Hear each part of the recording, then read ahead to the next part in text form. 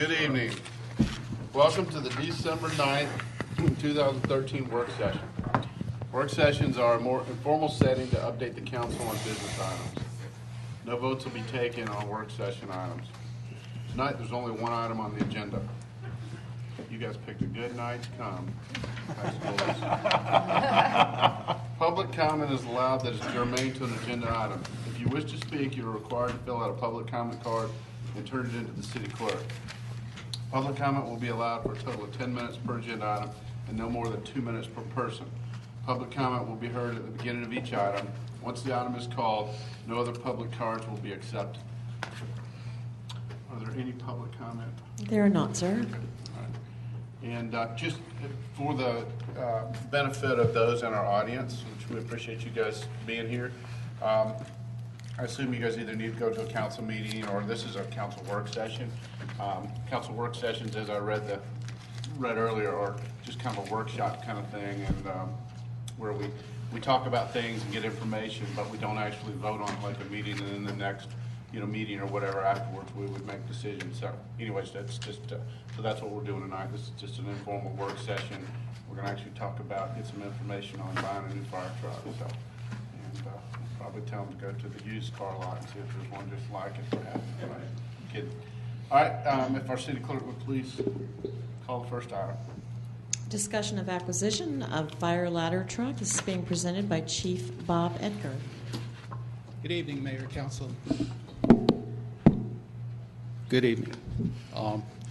We are here tonight to discuss the purchase of a new fire apparatus, an aerial truck, in an effort to replace the one that we already have in service today. We put together a short PowerPoint presentation. We'll lay out all the facts and the process that we had gone through to, in our research and all, to present to you tonight.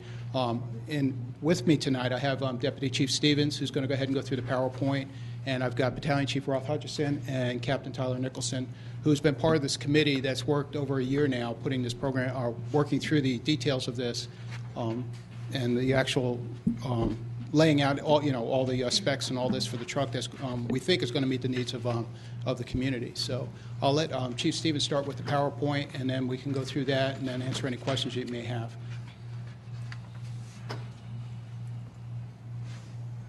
Good evening, Mayor and Council. Mark Stevens, Deputy Fire Chief. As Chief Edgar said, we've prepared just a short PowerPoint to show a little bit about what we currently own, the deficiencies we're having with that apparatus, and to justify the need to purchase a new aerial apparatus for the City of Milton. Truck 1 is our current aerial apparatus. It's the only aerial apparatus we own. It is a 2007 Pierce. It's made by Pierce Manufacturing out of Appleton, Wisconsin. It is a 75-foot straight stick aerial. It is part of the original fleet that we had when we deployed. In the last 3 years alone, we wanted to show you some of the statistics, but Truck 1 is our busiest apparatus. It is responded to over 1,000 more calls than the next closest engine that we have in the fleet. It's also responsible for the majority of our mechanical issues in our fleet. We've had 47 different occurrences where that apparatus has gone out of service over the last 3 years for maintenance issues. The most significant of those are listed here. We've had 3 radiator replacements. That truck has to go down to our vendor's facility in Forsyth, Georgia, every time that happens, and so it's out of service for multiple days. We've had 3 of those. We've had 2 turbo replacements. The apparatus has to be towed down to Cummins, the engine manufacturer in Atlanta, and be broken apart for those repairs. The same for the injectors. Two of the injectors have gone out. We've had the aerial turntable, the main gear for the big aerial on top of the truck, has failed due to a manufacturing defect. That had to be shipped back down to Forsyth, Georgia, and was out for an extended period of time. And then we've had 4 critical suspension repairs that we'll highlight in a little while. It has to do with the truck is overweighted. It's a single axle configuration, and there's too much weight on that axle. And we've had 4 times where we sheared the pins that hold the leaf springs. In other words, the rear axle has come detached from that apparatus 4 different times, which is a significant safety concern. And like I said before, it's one of the original fleets, so it's over 6 years old, going on 7. There's one of our famous photos hooked up to the wrecker truck. Because of what I just highlighted, it's responsible for the majority of the maintenance costs in our fleet. Out of pocket, out of warranty repairs since 11 have been $42,317, which is a significant expense in our budget. And we consider it the lemon of the fleet.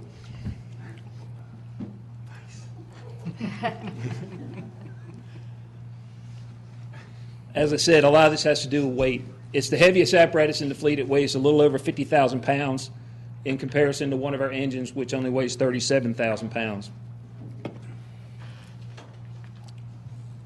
The Aero has the exact same engine in it that the engines do, but as you can see, we're toting about 17,000 additional pounds. It sits on a single axle just like the engines do, and it puts tremendous stress on that configuration.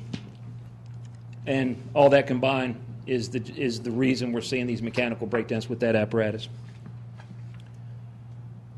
As you know, with your graces, we were able to purchase a reserve engine in 2010. We do not have that same flexibility when Truck 1 is out of service. We're able to schedule our engine repairs around the availability of that reserve apparatus, so we don't have any downtime. When Truck 1 goes out of service, we have to contact Alpharetta. They have an older aerial they keep in reserve, and that is our only option to keep a ladder truck in service during these times of breakdown, which are significant. Another short story. It's a cute slide, but this is in the background, you see the picture of the most recent fire we had at White Columns Court. The aerial in that picture only made it to that tree you see in the front yard, and we were trying to hit a fire in the middle of that roof line. So that's as close as we could position that aerial to the street, from the street, and it just wouldn't reach. And we've had that over and over again. And recent examples of that are, again, that White Columns fire, as well as the fire we had at Kings Ridge School. We were able to park the truck as close as we possibly could to the school, and we were still ineffective in fighting the fire on the roof of that school. We had to call in Alpharetta's 100-foot aerial to make progress on that particular fire. Again, I referred to this as a straight stick. Some aerial have a platform attached to the end that you can put people in, and they can have a safe work platform to do rescue from or fight fire from. Our aerial does not offer that option, so it makes inherently a more dangerous setup when we're doing firefighting or rescue. And we would like to replace Truck 1 with an aerial that is, number one, more reliable, less expensive to own, safer, and all those things combined will be better fitting the needs of our department and the city. As Chief Hager mentioned, we put a committee together back in November of 2012, so they've been at work for just a little over a year now. And the gentleman sitting behind me, Battalion Chief Roth Hutchison, raise your hand, Roth. And Captain Tyler Nicholson, he's the captain that heads of our fleet maintenance, so he is very, very knowledgeable on the fleet issues that we're experiencing. We also brought to the table some firefighters from different backgrounds. They're from various departments that operated different brands of apparatus, and we did that on purpose so we could take a good objective look at what's on the market and what would best fit our needs. Our initial fleet was all Pierce apparatus, and we have had good luck with the engines in that fleet, but the aerial we have not. And this particular aerial was designed based on a spec that Sandy Springs had done. Back in 2007, when we were deploying, there was a time crunch. And before any of us were even hired, a group of citizens formed a committee to spec the initial apparatus because there's a build period that had to take place. So that committee pretty much took Sandy Springs spec that they had done and tweaked it a little bit and got the order placed with Pierce, and our trucks were built. So we didn't have any input on how these trucks were built. But this committee looked at all the failures that we've experienced. They've identified our needs. Again, they looked at all the different manufacturers. Then they went out to our neighboring departments and interviewed people about the dependability of the apparatus they had purchased, and decisions were made, and they brought recommendations back. And at the end of the day, they narrowed it down to 4 manufacturers. And we had those folks come in with demo apparatus, and they did their best presentations on why we should buy their fire truck. Then we sent 2 of the committee members and myself traveled to Indianapolis to the Fire Department Instructors Conference, which is also the largest trade show in the nation, where we were able to see side by side all the different trucks and all the different manufacturers. And we got to talk to the engineers, and we learned a lot about the apparatus that were available. After all that, we narrowed it down to two manufacturers, E1 out of Ocala, Florida, and the Sutphen Corporation out of Ohio. We then sent two of the committee members down to Florida to tour the manufacturing facility of E1. We did the same thing with the Sutphen facility in Ohio. Some pictures they brought back, inspecting the chassis, the assembly process, the way they build their aerial devices. Same thing at the Sutphen facility in Ohio, looking at the same components. The committee came back with the following recommendations for what would be best for the city of Milton. 100-foot aerial, which gives us the additional reach that we're short. That 75-foot just hasn't been able to reach some of our taller homes. We cannot get that thing up a lot of the steeper driveways, so we're restricted from the street, and we are just not long enough with 75 feet. Even if you park it next to our tallest homes, for example, up in the manor, we would still not be able to reach it with a 75-foot aerial. The mid-mount configuration is the configuration the committee came back with. In a mid-mount, if you can picture our current ladder truck, the turntable or the base of the aerial is on the rear of the truck. A mid-mount puts it right behind the cab. And the advantage there is no matter how you pull in, you don't lose the length of the truck in reach with the air because it's right in the middle. So if you pull in, you're good. If you back in, you're good. It's right there in the middle. What that does also is it provides for a lower profile truck. And we have a lot of trees in Milton. We have a lot of driveways with tree canopies, and we need a shorter truck to access those areas. Again, it provides those access options, setup options for the tight driveways and hard to get in places. And at the end of the day, they came back and said the Sutphen SPH 100 is the best apparatus for the city of Milton. This is a small picture of that apparatus that was purchased by the city of Dalton. They actually brought that truck to us as our demo, and we were able to drive that truck, set that truck up, and play with it. The main advantages Sutphen brings that the other manufacturers didn't is the weight of the truck. And again, I talked about earlier, the weight is the issues we were having with the current truck being underpowered, too much weight on that rear axle, shearing off the pins. It brings up other issues with fuel economy, but the lighter truck has better acceleration, better braking, which is very, very important when you look at safety. And it gives us better tire life and a couple other advantages I'll talk about in a minute. One of our big considerations in Milton with a weight of an apparatus of this size is the weight limits of our bridges. We also, as I said, have a lot of private driveways with earthen culverts, earthen dams that we have to cross, and we don't want a super heavy truck because of that. The unique thing to Sutphen is they use an aircraft-style construction, and they call it a box beam. But essentially, that produces a truck that's up to 20,000 pounds lighter than any other manufacturer. And what does that mean? Well, Sutphen specializes in mid-mounts. They don't build anything else. They are the industry guru when it comes to a mid-mount area. The local dealer is Williams Fire Apparatus. They have highly trained technicians, which is an issue we've had with ours, is getting technicians out to repair this thing without having to send it off to the manufacturing facility or our dealer's facility. And probably the biggest single thing to set Sutphen apart is the last bullet here is their ladder harvesting program.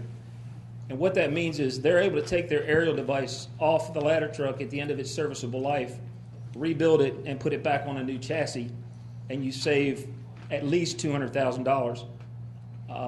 Roswell just exercised this harvesting program on one of their Sutphens, and the fire chief in Roswell estimates he saved between $280,000 and $300,000 on the newest apparatus they just put in service. And it has the lowest cost of ownership. We did a little comparison. On tire life, our current truck is getting 8,000 miles per front set of tires. Again, we have a lot of weight on this apparatus, so we're not getting a lot of life. Based on Gwinnett County's numbers, they have a fleet of these apparatus. They're seeing 30,000 miles on their front steer tires on the apparatus. The rear axle tires, we're getting 16,000 miles, they're getting 20. And obviously it's got a third axle that we don't currently have, and they're seeing 10,000 miles on that axle. Because on a tandem axle, the rear drags when you make turns, so you're not going to get as much mileage out of that axle. Fuel consumption, staggering numbers. The Sutphen gets 7.73 miles a gallon. Our current truck gets 2.5 miles a gallon, and the heaviest E1 gets 1.85 miles a gallon. And you can see the savings in fuel alone.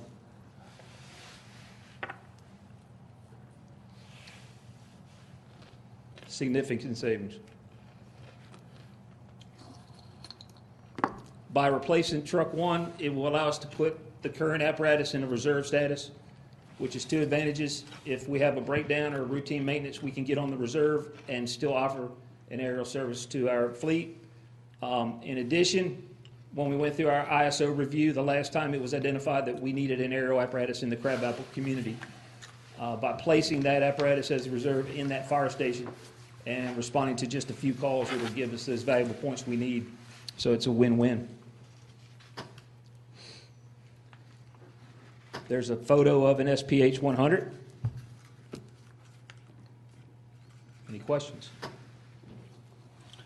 Question, Mark, is that 100 foot, is that a standard, or, is there a longer ladder that would be more beneficial, or do you get into a much bigger truck? Or? You get in, if we got longer than 100 foot, we would have, the apparatus would be too tall and too heavy to meet our needs. So 100 foot is a pretty good compromise. They do make longer ones, but 100 is pretty much the standard. Okay. And I'll probably grab the steam from a few others. How much does this new truck cost, and how do we pay for it and all that? Well, our price on the Sutphen is right at $1.2 million. Okay. You guys, So the second point of the main question, which is how to pay for it. Let's not gloss over that one. This is something that we would, if we've got the right amount of money in the fire department's capital reserve replacement program, we funded it even to this level that we could make a cash purchase.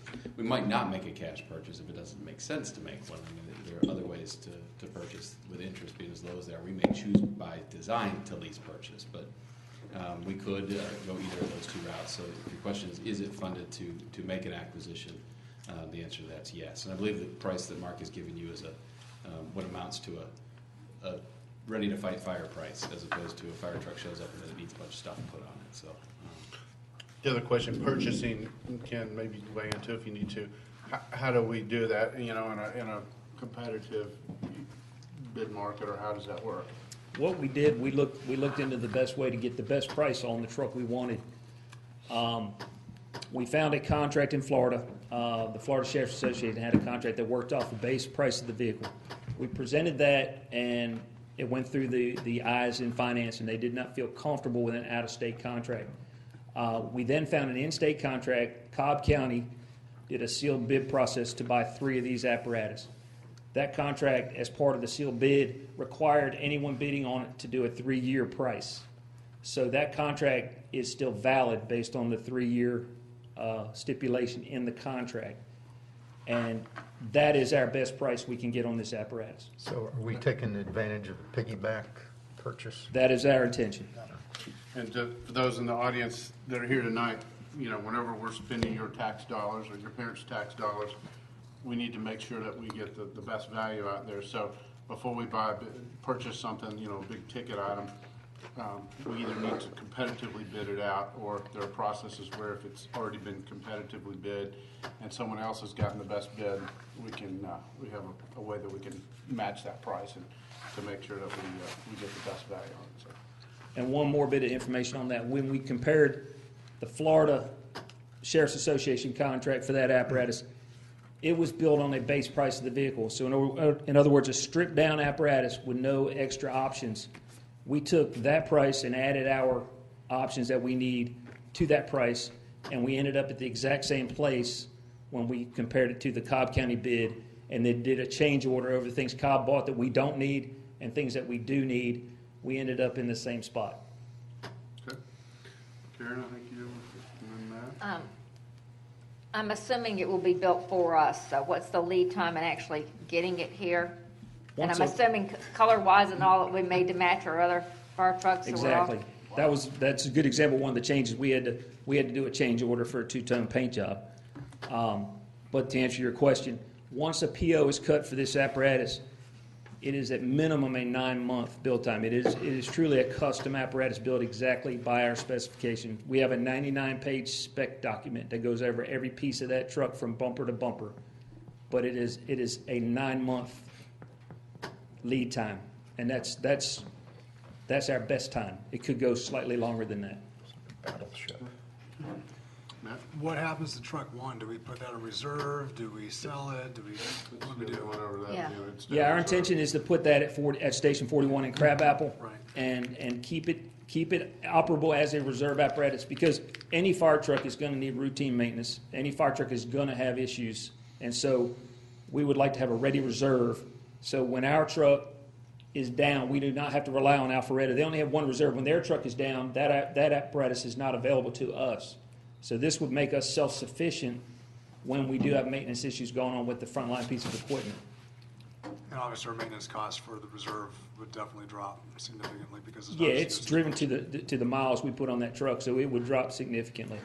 And then the beauty of the Sutphen is in our contract, we have a 5-year warranty in that $1.2 million price, which will be the once the warranty expired on our current truck, that's when we started seeing the deep pocket cost to us for the repairs. We'll have a 5-year bumper to bumper on the new one. Joe? Yeah, so Sorry, did you go? I had to smile about the warranty because, normally warranties cover everything except what's wrong with the vehicle at the time. So I own some of those cars myself. There you go. But you did mention about the shearing of the rear axle. I think it was the rear axle Yes, you sir. said on the existing truck. And it raised a red flag in my head. I mean, are we just past the point of being able to talk to the manufacturer about that kind of failure? Sounds like it's habitual failure, and it's based on the weight of the truck and the inadequacy of the rear axle to support the weight of the truck, which again rings a bell of manufacturing issue, something that should be covered or potentially should be retrofitted to Absolutely. work. We did bring that to their attention, but obviously they deferred right to driver error. They're going to say we hit a speed bump too hard. They're going to say we took a curve too hard or run over a curb. Things that we just couldn't prove didn't happen. We did approach them with the 3 radiator failures as well as a warranty. So they finally admitted that there was a manufacturing problem with those radiators, and our last radiator in that ladder was covered under warranty, even though the truck's out of warranty. And we've had experiences with the engines too, similar things, and they are now backing that as a manufacturer defect. But we were not successful in getting them to admit any kind of problem with those pins that were holding that leaf spring on the rear. Did they know we were looking at buying a new truck? They were. That's when they came forward with the radiators warranty. All right. Bert? So they build this thing from the ground up. I mean, obviously, it's like you said, the other one had a Cummins engine in it and everything. The drivetrain's a store-bought, if you will, but the truck's built from the ground up. The entire truck. And what kind of engine are we specing, or do they? It's still going to be a Cummins, but we've had good luck with the Cummins in the engines because they were properly sized for the weight of the truck. This truck is going to have a bigger motor, but it weighs only approximately 6,000 to 8,000 pounds more than our current truck.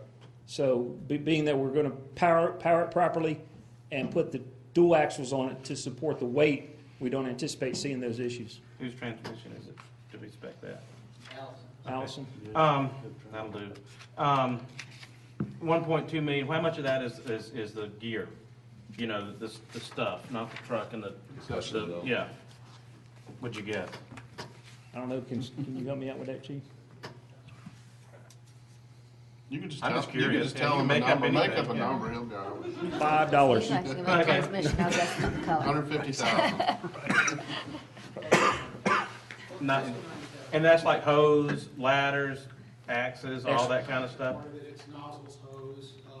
We have SCBA's now, so we don't need to buy those. Yeah. We'll just take them off, and then we have to go to reserve. We'll just put them, So there's very limited stuff you'd have to swap off to go to reserve, except some of those things. Okay. Speaking of hose, does this one have anything that'll like keep the hose from kind of falling off when you go down the highway? Bill? Other than School Hard Knocks. Bill, go ahead. Mark, how does this piece of equipment compare with what Alpharetta has? Do they have a 100-footer, or do Yeah, those they- exceed 100 feet? No, they currently operate a Pierce apparatus. They have a rear-mounted aerial, platform aerial that is a 100-foot long device. And that is served well on the taller buildings. And we feel like that based on their success with that length, that's what we need. We just can't have a truck as heavy as theirs. Their Pierce rear-mount 100-foot platform weighs about 80,000 pounds. The Sutphen mid-mount that we're looking at weighs between 56 and 58, depending on how we spec it. So it's 20, almost 20,000 pounds lighter, which is significant. You're talking about 10 tons, and you look at bridge weight limits, and 10 tons is significant. We can't operate that heavy a vehicle. Right.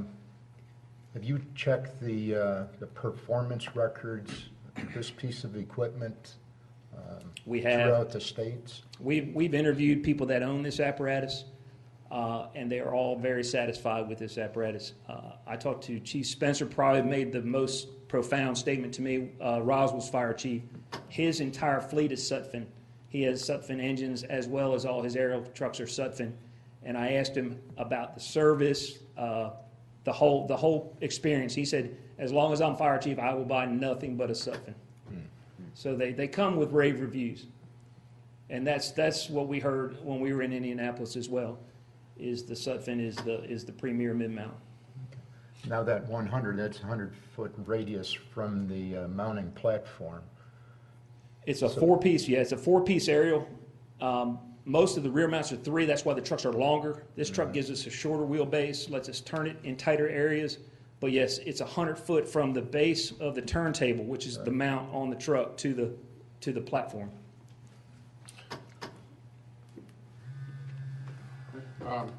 Question, you explained pricing and how you came up with that. Any just, in generalities, what another truck of this type from a different manufacturer would cost us? I know you can't compare apples to apples, but any ballpark on that? It is not the cheapest truck. Our research put us we didn't do official quotes with the other manufacturers, but they gave us ballpark numbers. And the Sutphen came in at 1.2. The E1 came in at 980, so roughly $1 million. And the Pierce came in at 1.1. But we eliminated the Pierce early in the discussion based on our current experiences with the backing the warranty, the waiting on service, things of that nature. There was some customer service problems with the Pierce that we chose to steer away from ordering another aerial from them. So it's $200,000 more than the cheapest and $100,000 more than the next one. Okay. But How much I do guess we- if you go back to the slide on, you don't do it, but if you go back to the slide on the fuel, if that's correct, 4 years, the fuel savings. Yeah, and the biggest thing in that discussion is at the end of the life, Sutphen is the only one that guarantees you at least $200,000 on the reharvesting of the aerial device itself and placing it on a new chassis, which is a unique option, and no one else does that. They take theirs to the scrapyard. How much did we originally pay for truck 1? Do you know? About 850,000. Of course, it's a shorter ladder, so it would be. It was, and it wasn't necessarily designed for its deployment, for ultimately what happened to it. It was designed for more of the, if Milton happened to need a ladder truck, we'd have something at our disposal. It's not this. It wasn't designed to be a frontline truck with an IGA on an automatic aid agreement with Alpharetta, where it became the most driven truck in the fleet. So this is a much better decision for today's application. So what was our expected useful life? Was it 10 years? Did we amortize it for 10 years? We would have expected 7 to 10 out of it. It's paid for at this point, so there's no debt remaining on it that's still amortized out to the future. I would have liked to have gotten an additional 3 years out of it. Oh, from so where if are we right now. transition it to a reserve truck, where there's no additional expense that we gotta worry about taking out of? Okay. That's right. Which is nice, yeah, I guess we keep that in mind, it is a reserve truck and it's still be used, so. And it will be nice to have a truck for a reserve. Absolutely. To be self-sufficient is important. The other thing that is not really direct dollars saved by the city of Milton in its budget, but also to be mindful of is the ISO rating of the city and what that means to our citizens. You know those 3-story townhomes that exist behind the Crabapple Mercantile over there, the behind the old Blind Dog, those 3-story things. Brownstones? Yeah, how many there are over there. Those hit us tremendously on our ISO because there's not a ladder truck within 5 miles of them. You wouldn't think that those 3-story structures that just sat there as houses would hit you, but they're non-sprinkled and there's not a ladder truck anywhere near them. So, you know, to But when put is this our reserve, ISO rating gonna get updated again? well, it could be sooner rather than later.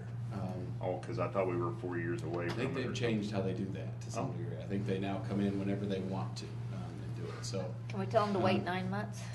oh, we would. Yeah, we tell them to wait. But you know, putting that truck that exists today over in Station 41 Puts it driving use. puts it in the right area. That gets us some credit for some stuff we don't get credit for today, Okay, you even bring if up, it just sits there. bringing up that point, what barn are you gonna keep the new truck in? Still in the Alpharetta? It would go, correct, it would go to Station 1 in Alpharetta where our frontline apparatus is today. Okay, if we're gonna pull some of the equipment off of the existing one and put on the new truck, and you get a call down there in Crabapple for one of those 3-story structures, what truck is gonna respond? This one, the new one. We typically dispatch 2 aerials on any structure fire anyway, so the closest 2 aerials would go. But the amount of equipment we would switch back and forth is just minimal. We already currently have reserve extrication equipment. We would be able to put a full hose load on that apparatus. We keep reserve hose. We switch over air packs anyway. We have reserve air packs we can put on that truck. So our goal is it's a turnkey reserve. In other words, you grab the map books and the portable things, the radios the guys carry, and you get off the other apparatus and get on that one, and you'll be ready to respond. As far as equipping it, so over at the Arnold Mill Station, that's where you keep the reserve. That's where our intention is. Kind of to Bill's point, if a call came in that they needed a ladder over there, would the firefighters not get on the engine and get in this thing? Or is it truly just a reserve and that's just a place to? Our intention is, to avoid adding staff to pull this off, we would have both trucks at Station 41's response ready. And if it was a truck-type call, which an example of that might be a gas leak or an extrication, Or where you crash need, or whatever. yeah, where we don't necessarily need a pumper to come with water, they would get on that apparatus and respond on the truck. And then when they return back, they would be ready to respond on either piece. And all we have to do for ISO is to show a history of some response with that apparatus, and then you will gain full So, credit. but based on the call, get in this one, go to bay Yes, 1 or bay 2? yes. Okay. Like a lot of departments have a rescue, and instead of putting wear and tear on the engine, if it's a medical only call, they'll get off the big heavy fire engine and get on the rescue truck and respond. And we're going to use the same concept, except it'll be an engine and a ladder that they'll choose from. Karen? One more quick question. Since this one has gotten so much more use than the others, is it because of truck one, is it because of the type of the truck, a vehicle it is? Or is it because of the location it is and it's doing a lot of the calls in Alpharetta also? Or is it a combination of both? It is absolutely a combination. It is the busiest call volume station, and it is one of only 2 ladder trucks that respond. So every structure fire, be it in Milton or Alpharetta, that apparatus goes to that. Just like we receive aid from their ladder truck on every structure fire in Milton, that truck responds to us. So it is a combination So part of of both. it's because of the location it is. Yes. But I would also think that part of it's because there's only one of those and there's 6 or 8 of our other types. Yeah, it's a unique piece of equipment. It carries tools that the other apparatus don't have. It can do things that the other apparatus can't do. So it is one of the only 2 ladder trucks that both cities share. So it's going to be a busy piece of apparatus regardless of location. The other point there too is that Alpharetta benefits from our truck and aerial being in that station as well. So with our IGA, the dispatch piece and all of that, the combination of an aerial truck being there benefits them as well. And then the other thing we've done is to try to lower some of the call volumes that we've had with that piece of apparatus is we've modified some of the response profiles. So like fire alarms and stuff like that, we try to reduce the response of that particular truck because of the wear and tear that it's been causing on that. So we made some adjustments in that way, try to save some of the repairs and the cost of the maintenance and all. Bill? Would you continue that policy once you get the new piece of equipment? Yes, it seems to be working, unless our call, the call volume changes, they've got a lot of new construction going on, Avalon and all of that, which is going to be an impact to that station. The call volume over there is going to go up, there's no doubt, it has to. So we're going to see some increase with that once that building and that construction goes out of the ground, so. What do you guys need from us? You know, what we were looking for, our thought process about bringing it to a work session was just because it was a fairly large purchase and because it's, it's something that's in the, could you say it's normal course for city to buy a fire truck? Yeah, probably. I guess what we're looking for tonight, and if you want to think about it for a couple of days and just say maybe before the end of the week, if you strenuously object to it, let me know. This was more just to get the council in the loop on the front end so that when this size of a purchase and this size of a piece of equipment starts to show up in Milton, you can say you weren't the last to know, and we just like to keep you in the loop. So if you don't need anything from me tonight per se, this is budgeted and we have the funds for it. But if you object to it, if you'd let me know in the next couple of days. Now, again, I'm certainly willing to vote on or whatever, but is there anybody here that's on the fence or anything like that? It's the culmination of a quite extensive planning and thought process. I mean, to So me, what's public the- safety is our highest priority, Yeah. so, And you said, how much we put away per year for reserve for fire equipment? 350,000 is what's A year? Correct. So- That's what we just put away in the vehicle replacement reserve to build upon already existing funds. Okay. But that's what's programmed in. And do we think the other trucks, engine trucks that we have will last us another 3 years? Is that the hope? That is the plan. Okay. So we've got this is a non-budget issue for us because you're saying the funds are already set aside. Funds are available. And you have options if you didn't want to use the funds directly. That's right. Okay. I'm just trying to I'm not sensing any real apprehension about it, so. Good deal. Okay. We'll make these guys sleep a little better at night, Dragging them out, so, okay. Great. Thank you. He wasn't going to click that if it weren't. Yeah, till the end. That's right. I had another button. Hey, guys, remember Do you have another option there, Mark? Just let us know next time we're gonna have a picture on top of the ladder truck. I can not wear heels that day. All right, guys, before we adjourn, Chris wants to update us on the radio system a little bit. Yeah, and it's not really an update. I just want to follow up to the email I sent last week on the request of Fulton County for a letter of support. Now, I could go into as much or as little detail as you want, but the long story that's very, very, very condensed is that through an assortment of plans and plannings of systems, Milton found a location, what we thought for our radio system, that wouldn't have impacted Milton at all. It would have been up in Cherokee County on Mountain Road. Fulton County has indicated their desire to move forward with the build out of a Fulton County system, and they contemplated putting a public safety radio tower at the Freemanville water tank site. Initially, when they came to us, they said they were going to put a 400-foot tower there. Obviously, we strenuously objected. They came back the second time and said we've gotten it down to 250, and I said okay, that's still too tall. And the third time, we finally got it down to where they were willing to entertain 195 feet. They could still get the microwave shot that they need over towards the Roswell Fire Station 6 Lackey Road area over there in Roswell. One of the things that they want from us is the support of the city to not to object to their tower. And I said, no problem. If you're at 195 feet and you're telling me you're going to do it, recognizing that they travel apart from our zoning code, and ultimately I can beat my chest and scream all day, and they can still put a tower up. It was one of those things where I kind of said, you know, look, I'm not necessarily going to support it, I'm not going to object to it, I'll just kind of get out of the way. And the big threshold I was looking for was that they would bring it below the height which would require it to be lit. They've come back last week and said, well, if you're just going to get out of the way and you're not going to support it and you're not going to object to it, then if we're going to be the bad guy in this alone, then we might as well be the bad guy and have a revenue stream.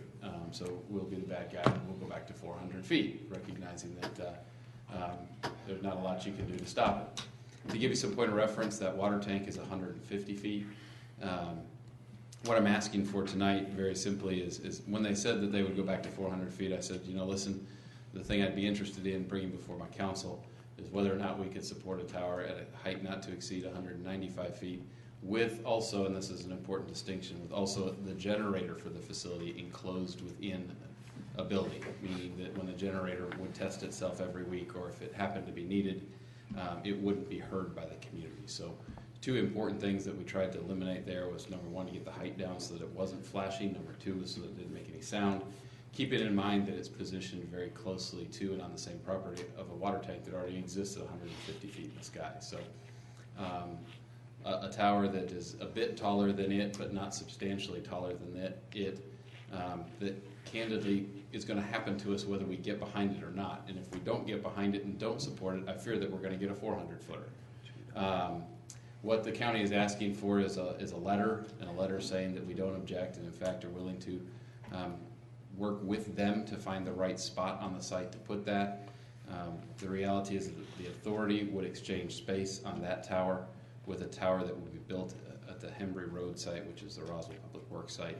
So not only does it make a decent decision from an on-the-ground perspective, but it also makes a really good financial decision because we're able to swap space for space in almost a one-for-one swap.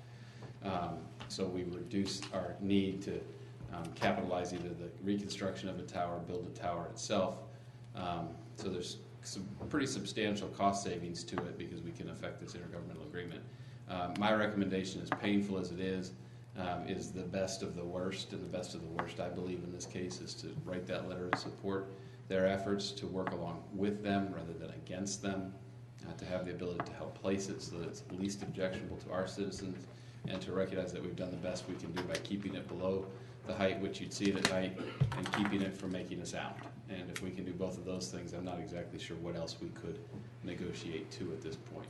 I've said enough of that so I can kind of say it publicly, but also to put Ken in the loop because I'd kind of like him to author the letter that puts enough of his world on it that we can be reasonably certain that what we were supporting is a tower that would be built at a height now and into the future in perpetuity not to exceed 195 feet. I'd hate to agree to 195 feet and then come put a 50-foot extension on it next year. So, I want to lock it down as much as I can to the terms that we're willing to live with. Unless there's objection to that, that's going to be my recommendation. As painful as it is, I think it's the best of the worst. Chris, so if I understand you, what you're saying is this would replace us having to do our own tower that we're considering before we can actually get space on this for our emergency system? What this would replace us doing is we had negotiated or started to negotiate leased space on an existing tower. With chair. At the dead end of Freemanville Road at Mountain Road, if you look up to the north and to Right. the west, you'll see a 200-foot tower that they were going to increase to 250 feet. I wasn't terribly concerned about that one because it sat in the middle of Cherokee County. So if you want to go up to 250 feet, you can go for it. We would not be now capitalizing the tower extension, so roughly a $220,000 savings. Okay. Nor would we be paying $3,000 a month for the next 30 years in 10-year terms. So there is over time strong financial savings by going the other direction. Recognizing we only pay 15% of the total because of our population and the authority. So I'm giving you big numbers. That's not all that 220 is not us. We're 15.4% of the 220. But when we can reduce that to zero, that's a better financial decision. So we can't really put in, we can write a letter that says we give you our approval if you promise to keep it 195 feet and, not add anything to it later on down the road. And that doesn't tie their hands in terms of doing that. It just takes away our support of them if they do it, but it's after the fact. Because we're not entering into a contract here, are we? That's right. The letter will have all of the value of it being a piece of paper that has our position on it. Okay. But essentially, we don't have any more than that today. Right, and that's what got me thinking. I mean, you sent this email out last week, Chris, and I read it and responded to it at the time. I'm all in favor of minimizing the issues that we would face, making that decision. I certainly understand, it's a decision that we don't get to make, really. Right. The county's gonna make it, and we're gonna have to live with it. We've been there plenty of times before. I guess the thing that I started thinking about is giving our citizens a voice, in terms of if we didn't want to support it. I mean, we all know nobody's going to support any, it could be a 50-foot tower, they're not going to support a 50-foot tower. Right. So the question is, do we want to support something that our citizens wouldn't support, or give them the option of trying to rally and provide some kind of opposition to the tower going in at all? Certainly our support is a message to our citizenry that, look, we need this tower. It'd be great to get one here.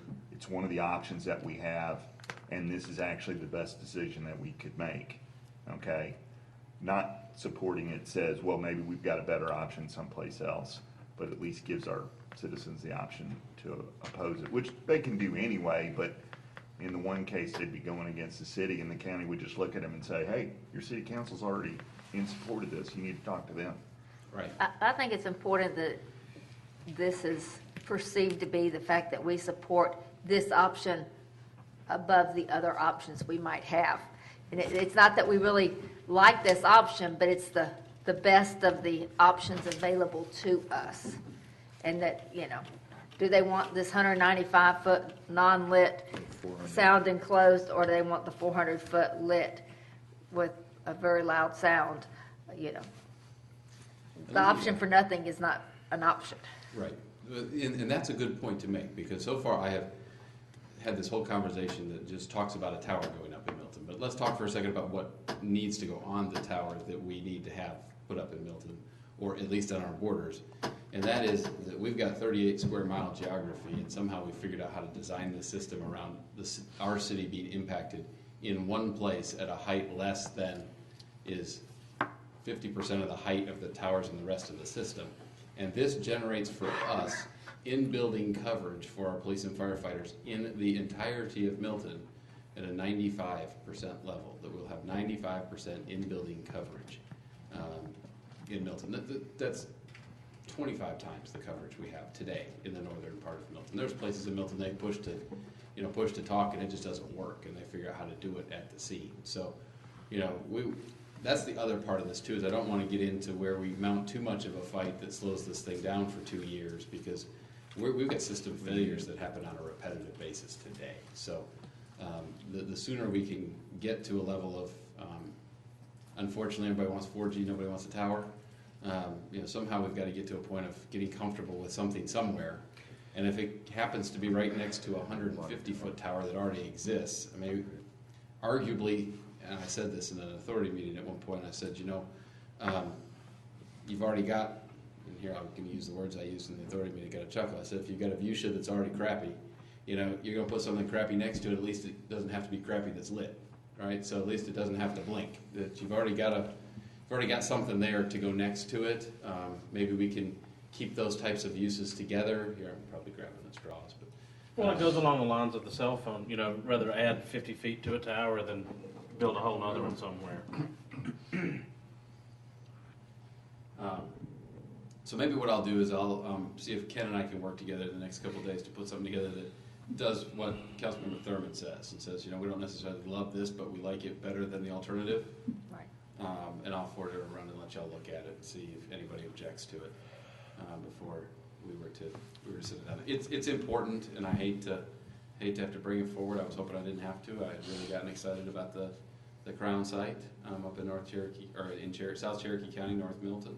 But the reality is I just don't have all the cards in this deal. So it was an effort to try to get the best deal we could. Okay. Anything else? We'll Great. adjourn the meeting.